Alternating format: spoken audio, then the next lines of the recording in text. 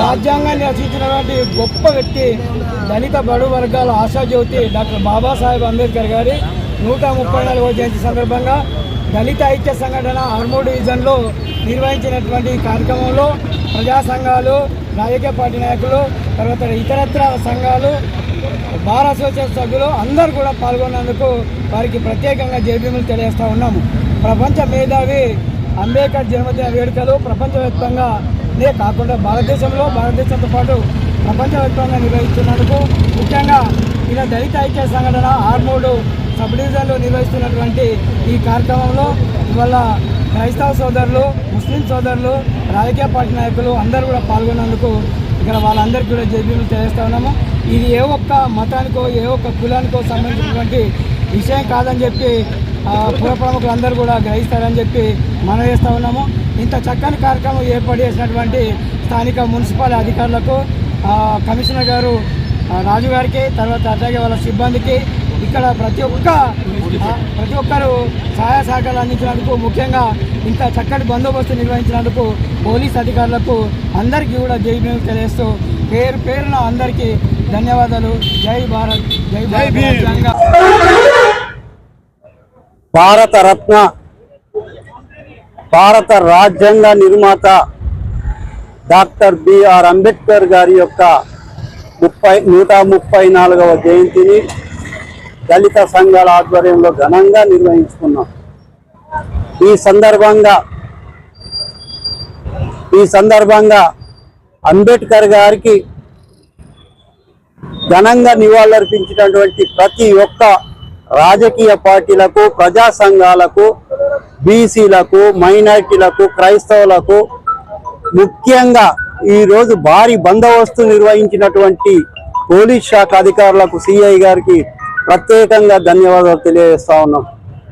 సరే, ఏది ఏమైనా కానీ డాక్టర్ బిఆర్ అంబేద్కర్ గారు రచించినటువంటి రాజ్యాంగంలోని రిజర్వేషన్లను ప్రభుత్వాలు మెల్లమెల్లగా కొల్లగొడుతూ ప్రైవేట్ రంగాలను ప్రోత్సహిస్తూ మరి రిజర్వేషన్లను లేకుండా చేయడానికి భారీ కుట్ర జరుగుతుందని మేము భావిస్తూ ఉన్నాం. ఎందుకంటే ప్రభుత్వ శాఖలన్నీ ప్రైవేట్ పరం చేస్తూ మరి ప్రభుత్వ శాఖల్లో ఉన్నటువంటి రిజర్వేషన్లను నీరుగార్చే విధంగానే ఈరోజు జరుగుతూ ఉంది. మరి అంతేకాకుండా ఒక పక్క చదువుకుంటేనే బాగుపడతామా అని చెప్పేసి అంబేద్కర్ గారు రాజ్యాంగంలో పొందపరిచి ఎస్సీ, ఎస్టీ, బీసీలకు చదువుంటేనే మన జీవితాలు బాగుంటాయని చెప్పిన సంగతి మనం మరవాలి. మరి ఈరోజు జరుగుతున్నది ఏంటి? ఈరోజు ప్రైవేట్ యూనివర్సిటీలను వెచ్చించి, ప్రైవేట్ యూనివర్సిటీలను ప్రోత్సహించి ఆ ప్రైవేట్ యూనివర్సిటీల్లో రిజర్వేషన్లు లేకుండా చేసిన సంగతి దళిత జాతి, బీసీలు కూడా గమనించాలా. మరి ఈరోజు పిహెచ్డి చేసిన విద్యార్థులకు, పిహెచ్డి చేసే విద్యార్థులకు ఫెలోషిప్ ఇస్తారు. రాజీవ్ గాంధీ ఫెలోషిప్ 45,000 ఒక నెలకి ఇస్తూ ఉంటారు. మరి గత 12 సంవత్సరాలుగా మరి బీసీలకు ఫెలోషిప్ ఇస్తున్నారు, మరి ఎస్టీలకు ఇస్తున్నారు, మరి ఎస్సీలకు మాత్రం విద్యను దూరం చేయడానికి కుట్ర జరుగుతుందని చెప్పేసి భావిస్తూ ఉన్నాం. అది ఎలాగంటే మరి నెట్ అని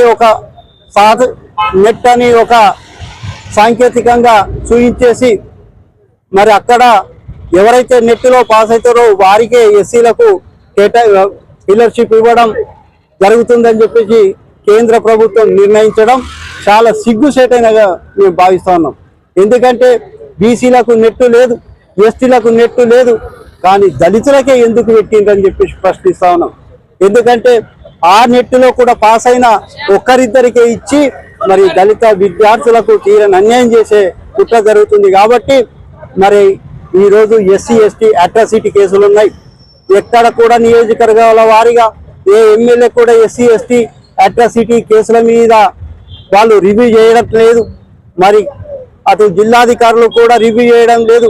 ఆ ఎస్సీ, ఎస్టీ అట్రాసిటీ కేసుల విషయంలో ప్రతి 3 నెలలకు ఒకసారి రివ్యూ చేసే ఆస్కారం ఉన్నా మరి అది పక్కకు పెడుతున్నారని చెప్పేసి భావిస్తూ మరి ఈరోజు అంబేద్కర్ ఆశయాలను ముందుకు తీసుకెళ్లే బాధ్యత దళిత, గిరిజన, బీసీ, మైనారిటీ, క్రైస్తవ, విద్యార్థులపై ఉంది కాబట్టి రాబోయే తరానికి మీరు ఒక దిక్సూచిగా నిలవాలి కాబట్టి ఎస్సీ ఎస్టీ బీసీ మైనారిటీ క్రైస్తవ విద్యార్థులు మరి అంబేద్కర్ ఆలోచన విధానాన్ని ముందుకు తీసుకెళ్లాలని చెప్పేసి తెలియజేస్తూ ఈ అవకాశం ఇచ్చినటువంటి పెద్దలకు అందరికీ ధన్యవాదాలు తెలుపుతాను.